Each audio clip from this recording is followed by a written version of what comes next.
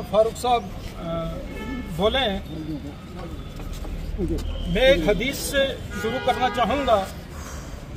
अल्लाह के रसूल सल्लल्लाहु अलैहि वसल्लम फरमाते हैं कि जब तुम नाइंसाफी होते हुए देखो, कोई जुल्म होते हुए देखो, तो उस वक्त इंसाफ का तकाजा ये है कि अपने हाथों से उसे रोका जाए। अगर हाथों से रोकने की ताकत नहीं रखते तो अपनी जुबान से उसे रोका जाए, और अगर जुबान से भी रोकने की ताकत नहीं रखते तो अपने दिल में उसके लिए नफरत पैदा करें, उस जुल्म के लिए, उस ज्यादती के लिए। लेकिन कम से कम हम अपनी जुबान से उसे रोकने की कोशिश करें।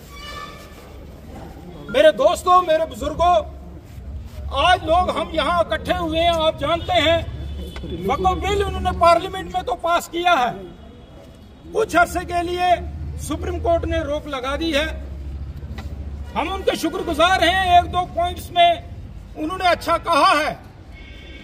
जो गवर्नमेंट के वकील वहां थे उनको अच्छी तरह से उनकी क्लास भी ली है, लेकिन हम पूरी तरह से सेटिस्फाई इसलिए नहीं है कि इसको रिजेक्ट किया जाए। हमें बिल्कुल ये मंजूर नहीं है कि हमारी मजहब के अंदर किसी किस्म की मुदाखलत की जाए। यह हम किसी सूरत में बर्दाश्त नहीं करेंगे।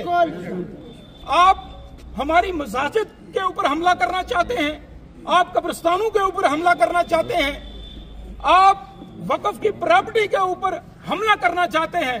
ठीक है, हमने सब्र किया, बाबरी मस्जिद आपने ली, हमने वो सब्र किया कि मुसलमान का ये रोल बनता है कि अपने मुल्क के अंदर अमन कायम करे, चाहे उसके लिए कुछ कुर्बानी भी देनी पड़े। लेकिन हमें यह पता नहीं था, आपने आस्था की बुनियाद में वो मस्जिद तो ले ली, लेकिन हमें यह पता नहीं था आहिस्ता आहिस्ता आप हमारी प्रॉपर्टियों के ऊपर हमला करेंगे। अगर इन चीजों का पता होता तो हम जुलूस की शक्ल में, जिस तरह आज पूरे हिंदुस्तान के मुसलमान बाहर निकले हैं, इसी तरह से निकलते, रोकने की कोशिश करते। लेकिन एक चीज और आपको जाननी होगी कि इस वक्फ बिल के ऊपर जब पार्लियामेंट में बात चल रही थी, 230 से जायद गैर मुस्लिम जो है वो हमारे साथ, जो पार्लियामेंट मेंबर है वो हमारे साथ रहे। उन्होंने बहस की। अगर वहां सबसे अच्छा कोई बोले हैं तो वो हमारे हिंदू भाई जो मेंबर पार्लियामेंट, और सिख जो थे भाई वो वहां बोले हैं, दलित भाई वहां बोले हैं। ये बात याद रखिएगा कि आप लोग अकेले नहीं हैं। हिंदुस्तान का हिंदू, सेकुलर हिंदू, वह हिंदुस्तान का दलित, हिंदुस्तान का सिख, ईसाई, ये सब आपके साथ हैं सिवाय बीजेपी के। ये लड़ाई आरएसएस के साथ है, ये लड़ाई बीजेपी के साथ है, किसी मजहब के लोगों के साथ हमारी लड़ाई नहीं है। अगर वो लोग हमारे साथ ना होते तो पार्लियामेंट में ये हंगामा ना होता तो आज इस कदर शायद हम लोग भी ना निकल पाते। पूरे हिंदुस्तान में जिस वक्त बॉम्बे के अंदर देखे, महाराष्ट्र के अंदर देखे, बहुत बहुत बड़े प्रोग्राम हुए हैं। मैं सिर्फ आपसे ये अर्ज करना चाहूंगा, क्योंकि शाह साहब ने बहुत अच्छा यहाँ बोला, ताजीम साहब, डार साहब ने बड़ा अच्छा बोला, इरफान ने बोला। अब मैं वो बातें रिपीट नहीं करना चाहूंगा, लेकिन सिर्फ आपसे ये गुजारिश करूंगा कि ये लड़ाई यहाँ खत्म नहीं हुई है।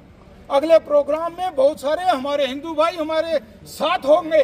हम देखते हैं इन 2-4 दिनों में जो सुप्रीम कोर्ट ने जो वक्त दिया है सुनने को, तो अब 5 दिन बचे हैं, तो इसमें क्या फैसला आता है, नेक्स्ट फ्राइडे को क्या करना है, ये हमारे प्रोटेस्ट आज यहाँ खत्म नहीं है। आप तैयारी में रहें, ये शुरुआत है। हम आराम से घर नहीं बैठेंगे जब तक हमारा हक हमें नहीं मिलेगा। अब मैं ज्यादा वक्त ना लेते हुए मौलाना